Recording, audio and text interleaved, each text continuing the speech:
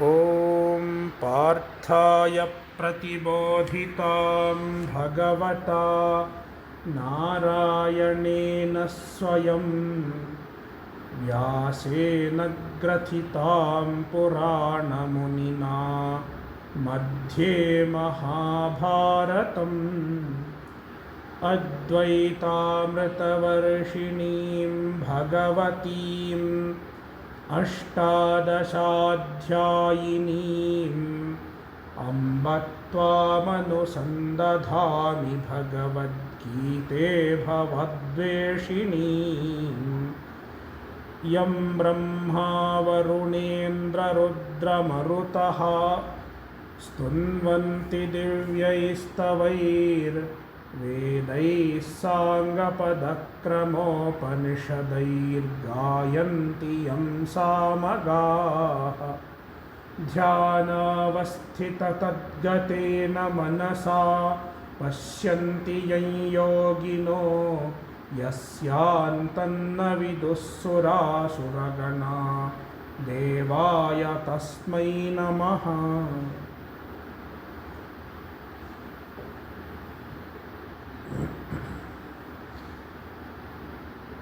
भगवद्गीता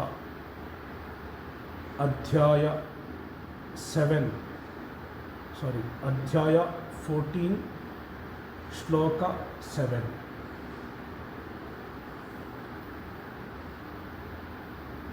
रजो रागात्मकं विद्धि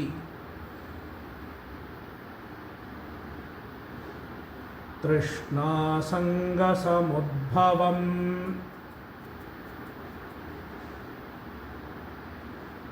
तन्निबध्नाति कौन्तेय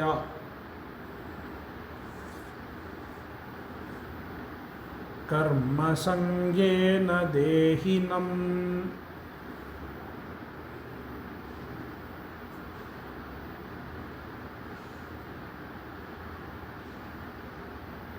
Bhagavan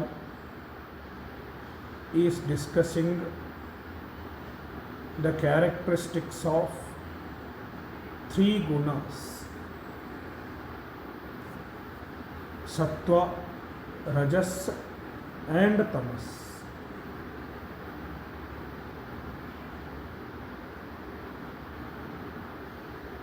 In Shloka 6, Bhagavan discussed sattva guna,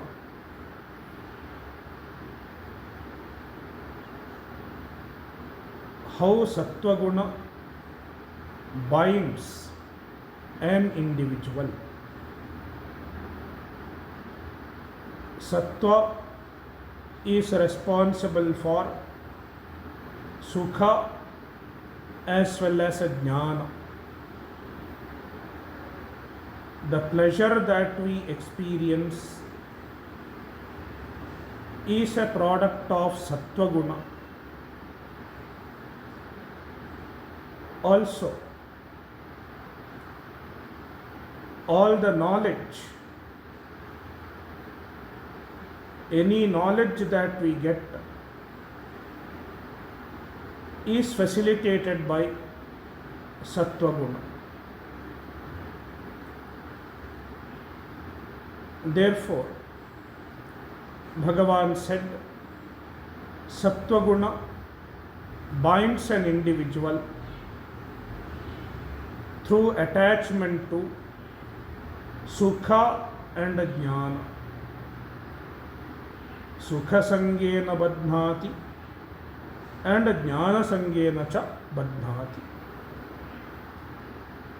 It binds an individual on account of creating association with sukha, pleasure, and jnana, knowledge. Any knowledge, any intellectual pursuit.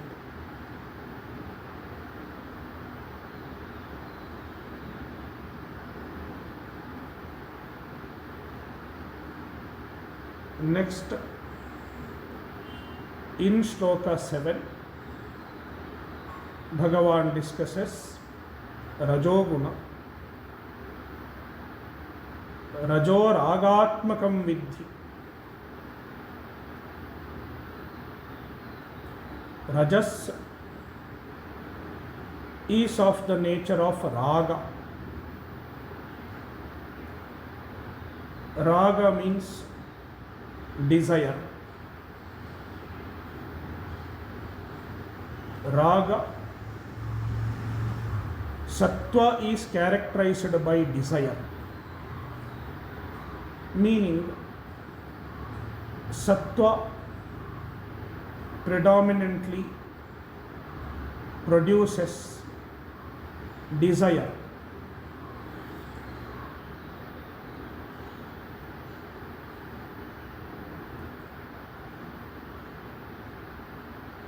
Trishna Sanga Samudbhavam. Rajoguna is responsible for Trishna and Asanga. Trishna means a craving. According to Madhusudana Saraswati, Trishna is the craving for an object that we do not have. For example, I do not have an iPhone.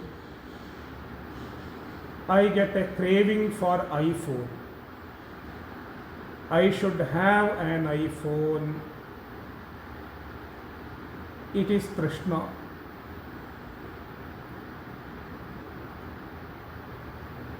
And Asanga. Asanga is attachment. Attachment to an object that I already have. If I have an iPhone, I don't want to lose it. I want to have it always. And even when that iPhone gets older, I should have another one. I cannot live without iPhone. My attachment to an object that I already possess is called asanga. Rajas generates Trishna and asanga, craving as well as attachment. Therefore, He Kaunteya, Bhagavan addresses Arjuna, O son of Kunti, Tat means Rajoguna, Dehinam Karma Sangena Nibadnati, binds an individual, binds a Dehi, an individual, through Karma Sanga, by causing attachment to karma. Rajoguna makes a person work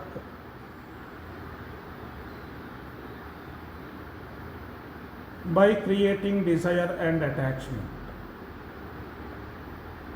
When there is a desire,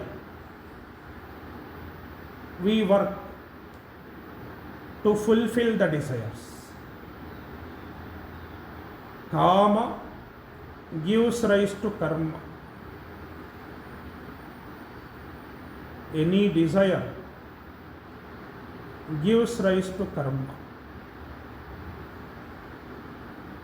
Desire is referred to here as raga. Rajo ragatmakam vidhi.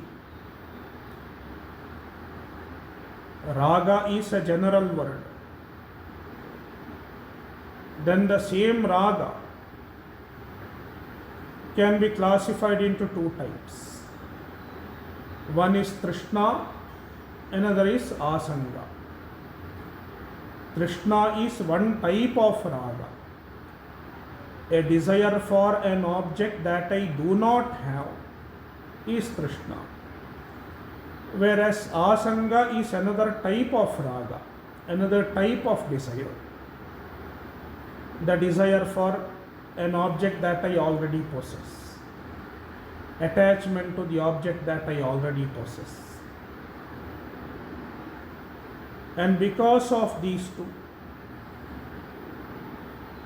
when I have Trishna and asanga, I am forced to work, I am forced to do actions. If I have Trishna, I will do the types of action that will make me attain on an object that I do not have.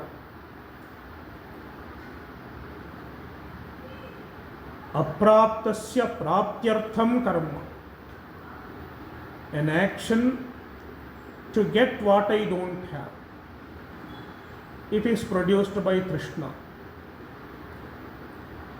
And if I have asanga, attachment, I will do another type of karma, praptasya rakshanartham karma, action to protect what I already have. Therefore, Trishna and asanga gives rise to karma. That is how Rajoguna binds an individual by causing association with the karma. Karma sangena nibadhnati.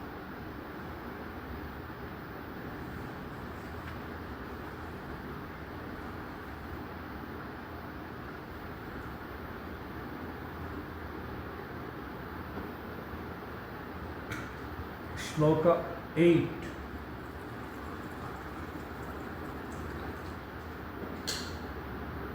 Tamastvajnanajam vidhi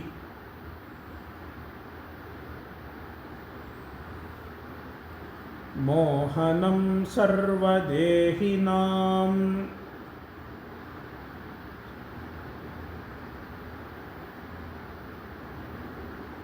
प्रमादालस्य निद्राभिः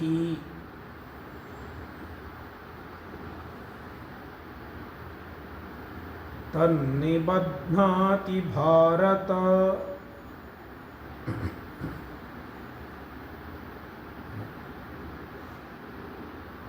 Now Bhagavan is discussing tamoguna.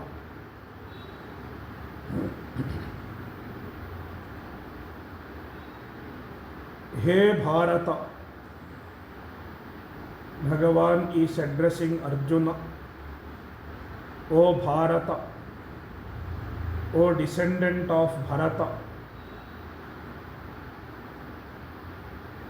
tamaha tu, tamoguna, ajnanajam vidhi. It is born of ajnana. Tamoguna is born of ajnana.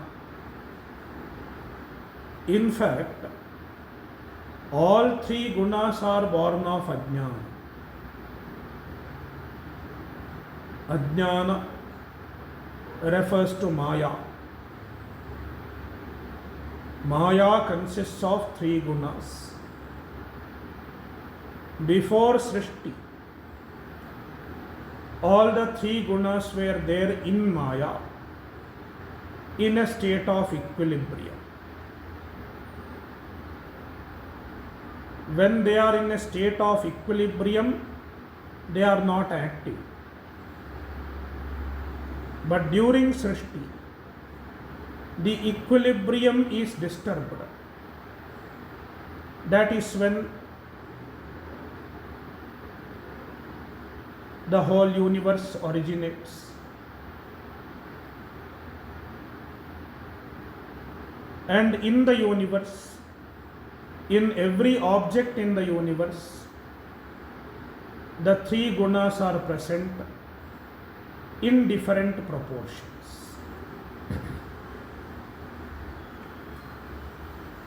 That is when the gunas are active. When they are in equilibrium, they are not active. But after creation, when the gunas are there in different proportions in various objects, the gunas are active. It is because in some objects sattva is predominant, in some object rajas is predominant. That is when the guna becomes active. When they are in a state of equilibrium, no guna is predominant. It is like if a person has to become active, sometimes you have to make him a leader.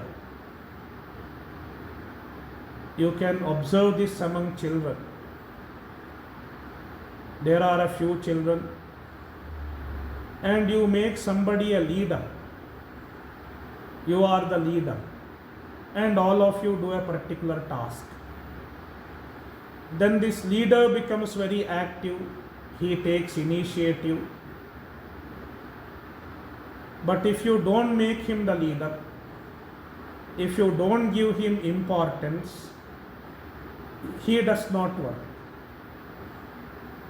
It happens with the children as well as elders also. Even in an organization, sometimes if you have to get work done through somebody, you have to give him a position, you give him some importance, make him an office bearer, then he works. He may give donation, he may do voluntary service, etc. Likewise, when sattva etc. are in equilibrium, none of the guna is predominant because all three are equal.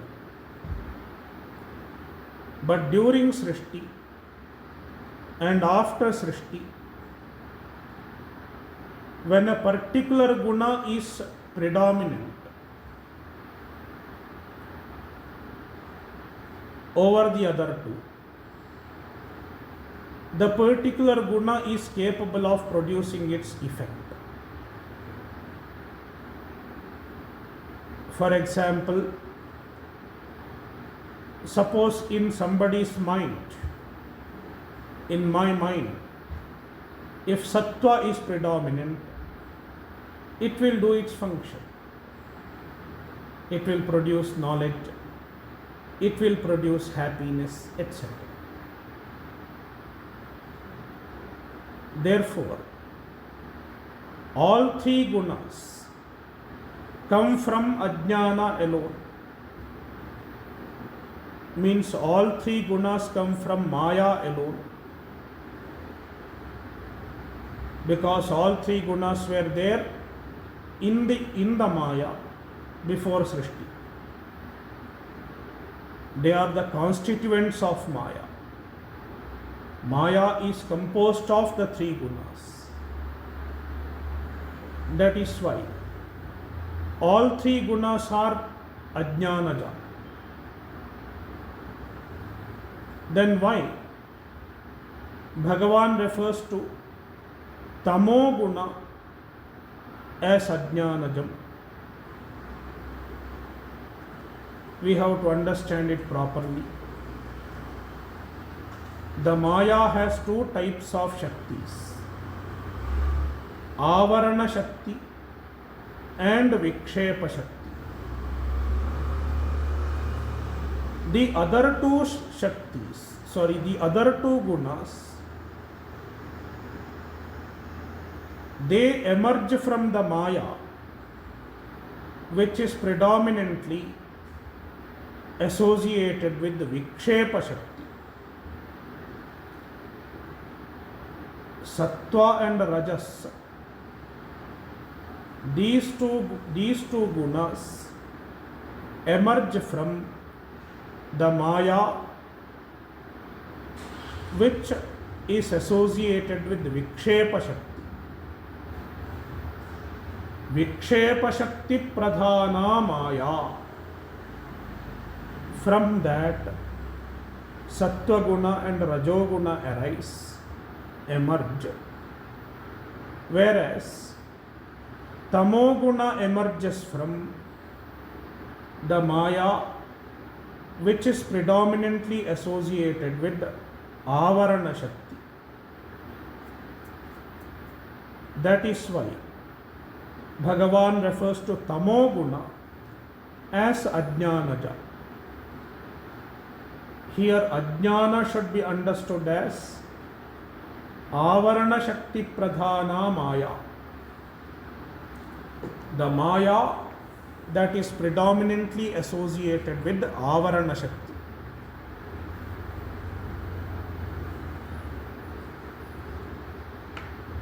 Some people, according to some other prakriya, I followed one type of prakriya where Avarana Shakti and Vikshepa Shakti, only two Shaktis are talked about. There is another prakriya according to which Maya has three types of Shaktis: Avarana Shakti, Vikshepa Shakti and Jnana Shakti. It has the ability to do Avarana, hide. It has the ability to do Vikshepa. It has the ability to project the unreal. The ability to project the unreal is called Vikshepa Shakti. Ability to hide the reality is called Avarana Shakti. And then there is Jnana Shakti, the ability to give rise to knowledge, ability to facilitate knowledge is a Jnana Shakti.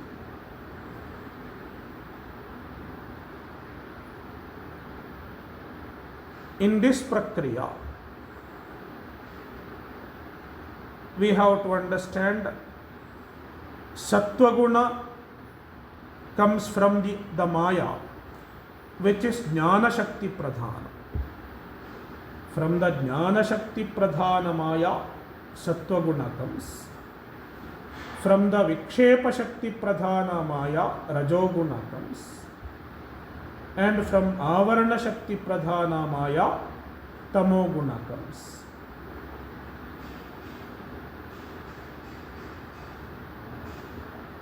Therefore, Ajnanajam means it is born of the Maya, which is Avarana Shakti Pradhana.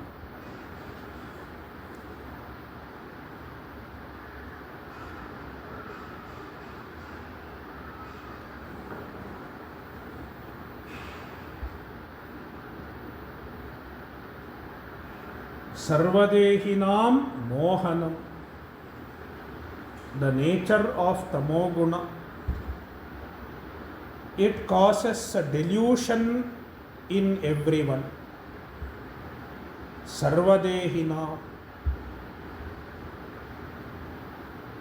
all dehis, all individuals. With respect to all individuals, it is mohanam. It causes moha. It causes delusion. It causes confusion. It is the nature of tamoguna. Vidhi, you should understand so.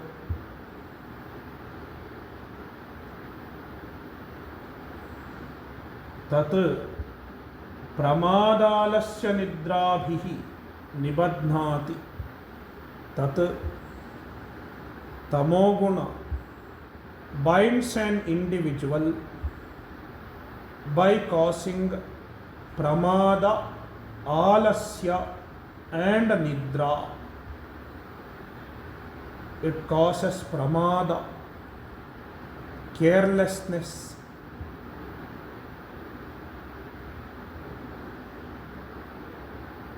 Tamoguna causes carelessness.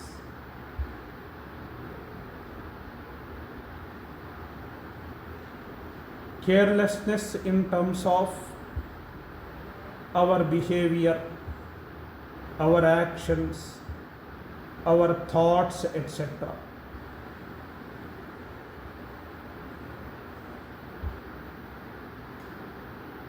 And alasya, laziness, and nidra, sleep. With all these things, tamoguna nibadhnati, it binds an individual.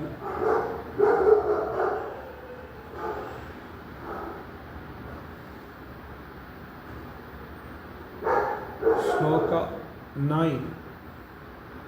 Sattvam sukhe sanjayati rajah karmani bharata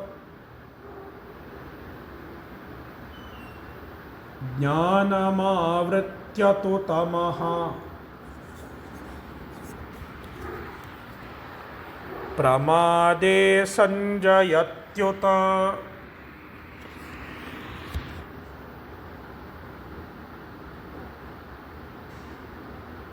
Bhagavan sums up the ideas discussed in the previous 3 shlokas, that is in shloka 6, 7 and 8.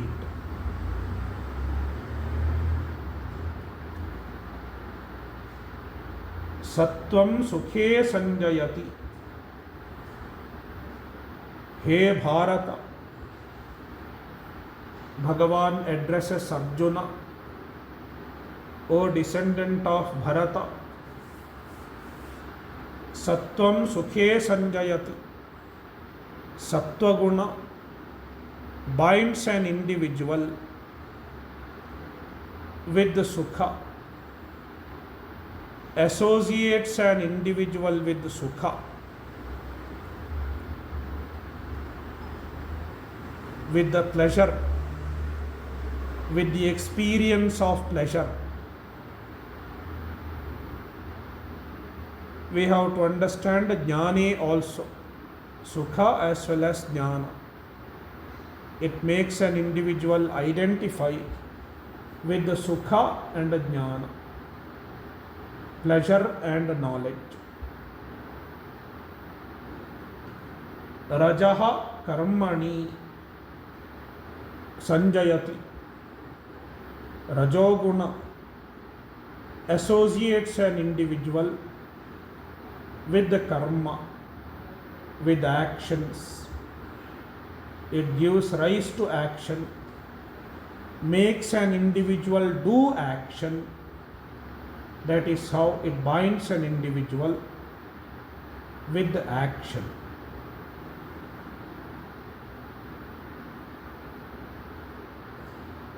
Two, tamaha and tamas. Tamoguna jnanam avritya. It blocks an individual's jnana. Tamoguna blocks an individual's knowledge.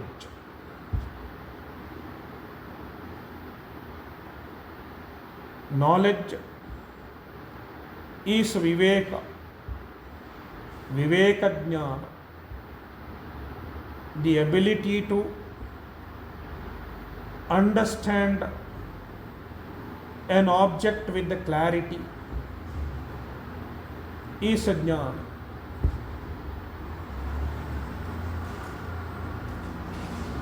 Karya akarya viveka, what is right and what is wrong,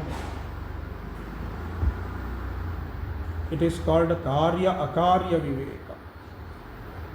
What is right, what is wrong, one should have this understanding. It is a kind of viveka. Only then we can avoid wrong actions and do the right actions. Karya akarya viveka. Another type of viveka is nitya anitya viveka. What is permanent and what is impermanent. What will give me permanent happiness? What will give me impermanent happiness? Or what will give me misery? One should have this clarity. It is called nityanitya viveka. Tamoguna blocks all such vivekas. That is why a tamasika person cannot understand what is good for him, what will give him lasting happiness, etc. That is why even if somebody tries to tell him, educate him, he is not ready to understand.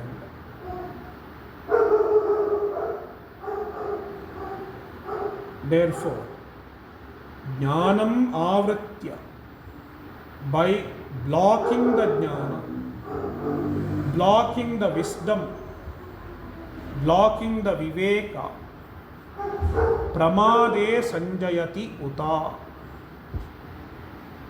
it impels an individual, pushes an individual into pramada, into carelessness.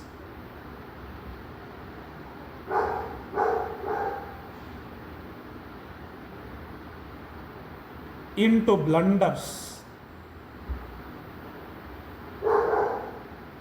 An individual commits blunders on account of tamoguna and spoils his own life.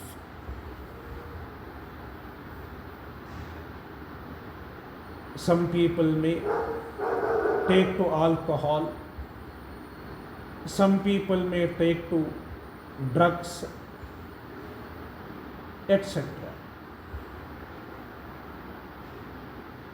Just an example, it is not the only thing. It can lead to blunders in many ways.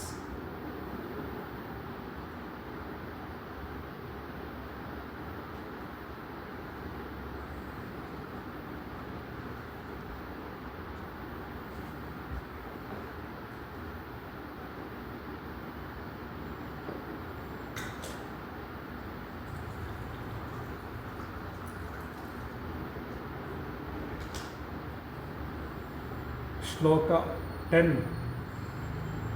Rajastamaschabhibhuya sattvam bhavati Bharata. Rajas sattvam tamaschaiva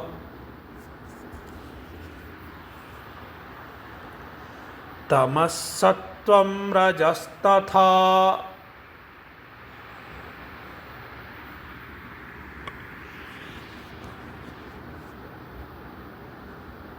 Now, Bhagavan explains when a particular guna produces its effect. As I said earlier, when the gunas are in equilibrium, they do not produce their effects.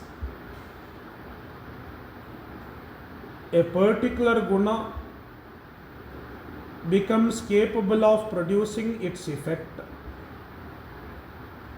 when it overpowers other two gunas.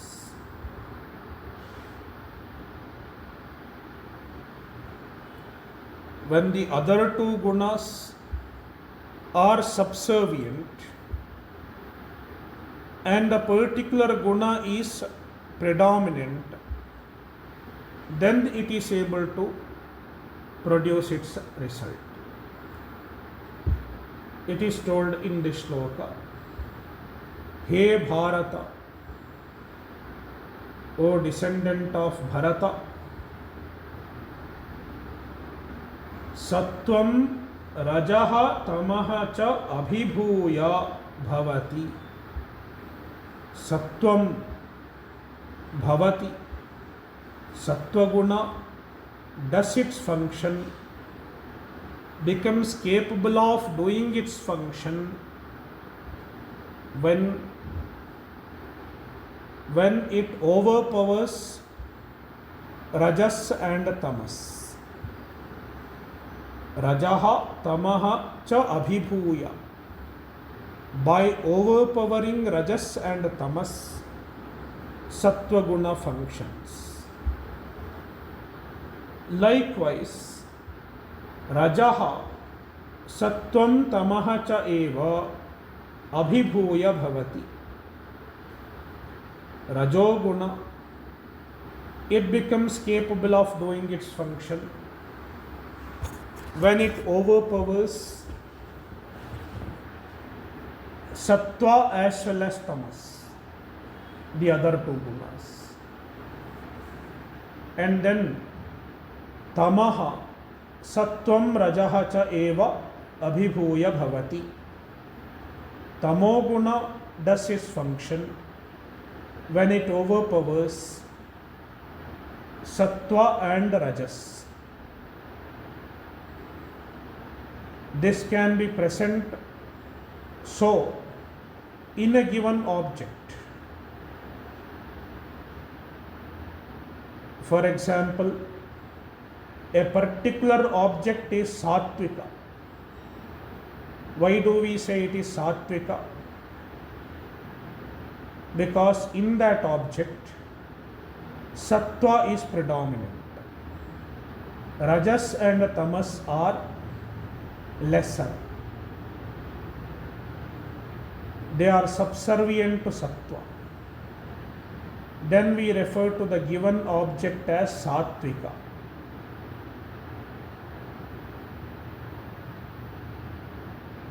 And also, in the same object, sometimes a particular guna can be predominant. At some point of time, a particular guna becomes predominant. Let us take our mind. In our own mind, sometimes rajoguna may be predominant. When rajoguna is predominant, we become very active. That is when the sattva and rajas, they are overpowered by rajoguna. And sometimes tamoguna is predominant. When tamoguna is predominant, we are not able to understand what is said. We become lazy. We are not interested in working also. We feel like sitting idle or sleeping. That is when tamoguna is predominant. And sometimes sattva-guna is predominant. Then we are interested in studying or listening to Vedanta or meditating. That is when sattva-guna is predominant.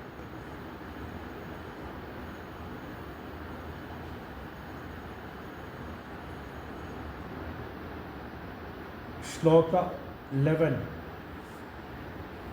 Sarvadvareshu dehesmin prakasha upajayate jnanam yada tada vidyat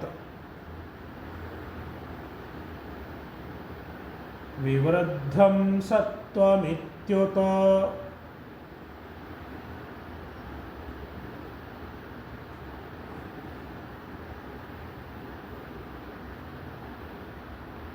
Now, Bhagavan is explaining the indication of a particular guna. When can we say a particular guna is working in us? When can we say a particular guna has become predominant in us? There are some indications, and the indications are given in these three shlokas. That is Shloka 11, 12 and 13. Yada, when, asmin dehe, in this body, sarvadvareshu, through all gateways. Gateway means senses. In all senses, prakashaha jnanam upajayate. There is prakasha, there is a light in all senses. Light does not refer to the physical light as we understand. It does not mean light will shine in eyes, ears, etc. It is not so. Prakashaha means jnana. Knowledge takes place through all senses, through all indriyas. Meaning, all the indriyas, all the senses function properly, function efficiently. The eyes are functioning efficiently, ears are functioning properly, and above all, the mind is functioning properly. The mind is interested in observing what is happening. The mind is interested in learning things.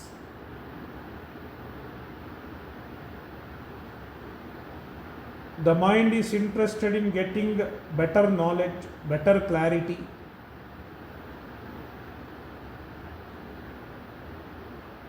Then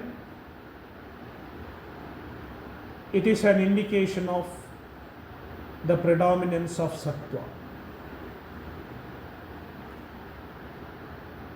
Jnanam prakashaha upajayate tada uta sattvam vivruddham iti vidyat. Then one should understand that sattva has predominance. Sattva has become predominant.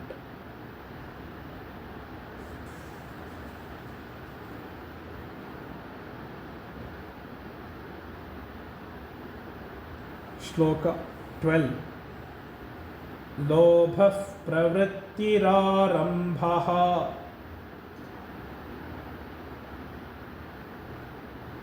karmanamasamaspraha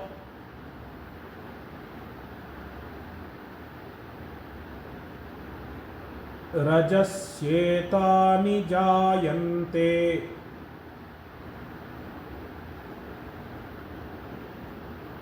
vivraddhe bharatarshava.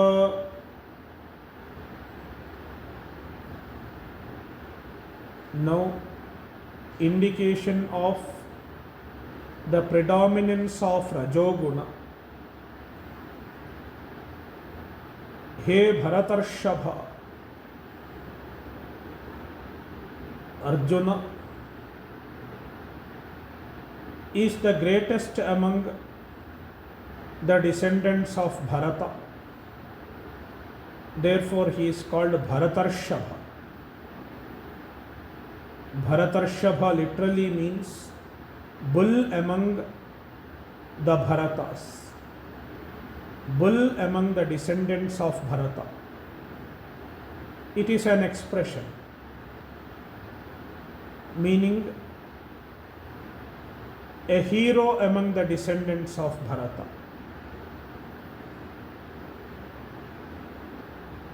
Yada, when lobha pravrittihi karmanam arambha asamaha spruha etani rajasi vivruddhe jayante. Lobha, greed. Lobha is greed. There is the word spruha also later on. Let us take spruha first. Spruha means a desire, desire in general.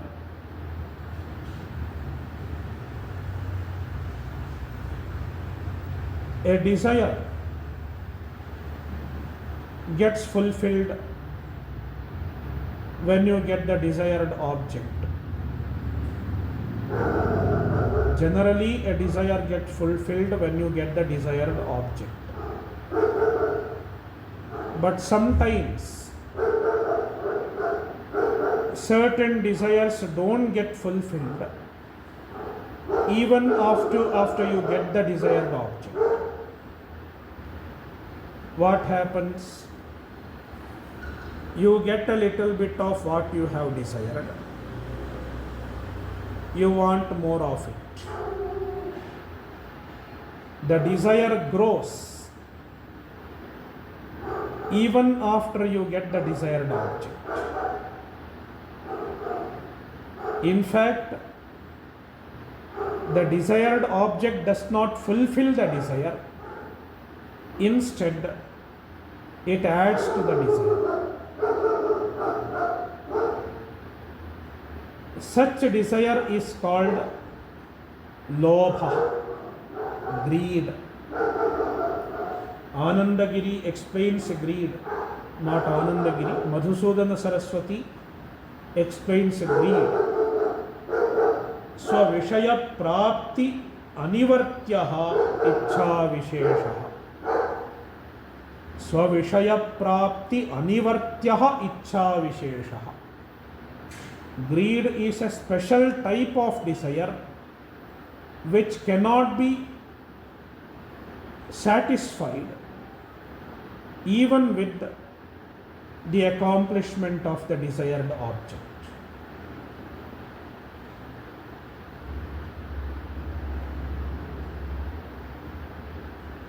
It is like the desire for money. Many people get some money, they get adequate money, still they want money.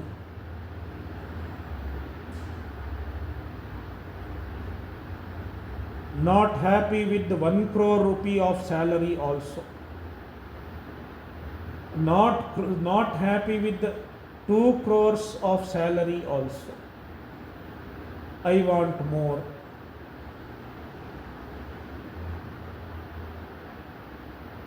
It is greed.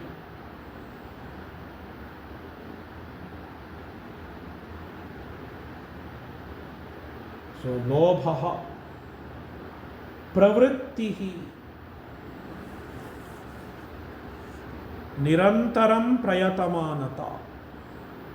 Madhusudana Saraswati explains pravrittihi, nirantaram prayatamanata.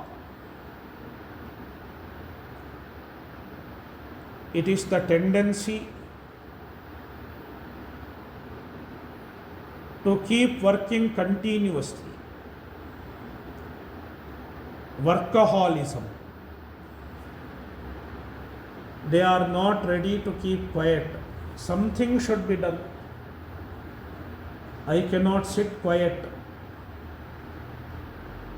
I have to do some or the other action. Even 5 minutes they cannot keep quiet.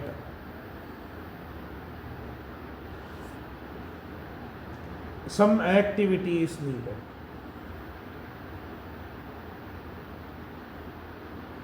It is called pravrittihi.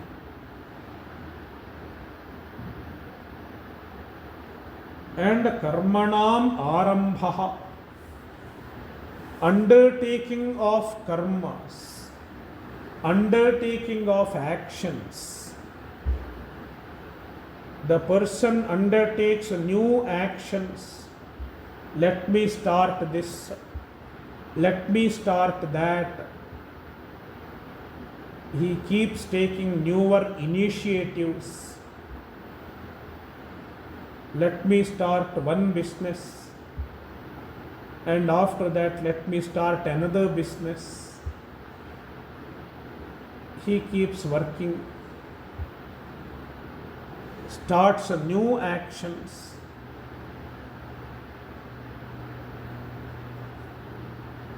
Newer initiatives. He keeps taking newer initiatives. And then ashamaha. Ashamaha is a mental restlessness. The mind is restless on account of desires, greed, etc. Desire, greed, ambitions, etc. Spraha, we have discussed spraha. Etani, these rajasi vivruddhe jayante. All these are born, all these appear, all these indications appear when rajoguna becomes predominant. Rajasi vivruddhe, when rajoguna becomes predominant, all these signs are visible.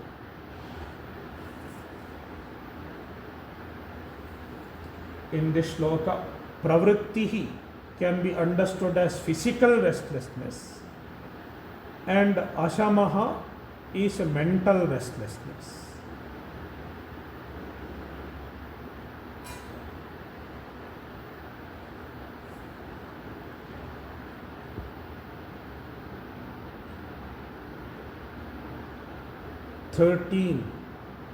Aprakasho pravrittischa pramado moha evacha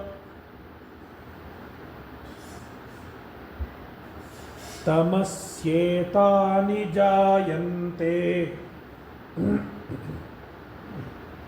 vivruddhe kuru nandana.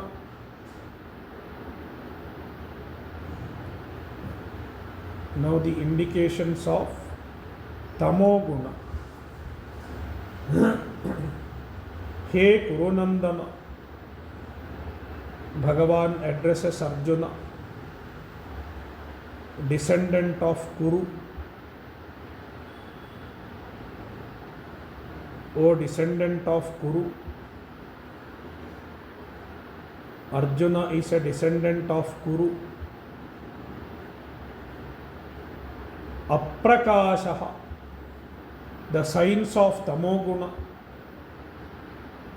Aprakashaha, absence of alertness. The person is not alert when there is tamoguna. Even when something happens, he does not know what is happening.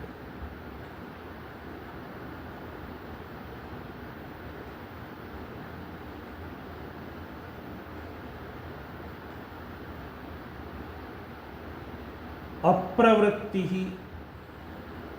Apravrittihi means not acting, not doing even the necessary actions, being inactive, being inert. Pramadaha, carelessness, committing blunders. Mohaha, delusion, misconceptions. Absence of objectivity. Evacha, etani, all these indications tamasi vivruddhe jayante. They show up when tamoguna becomes predominant.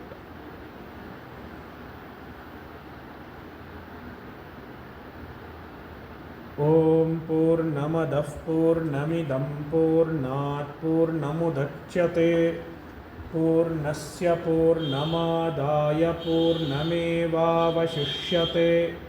Om Shanti Shanti Shantihi.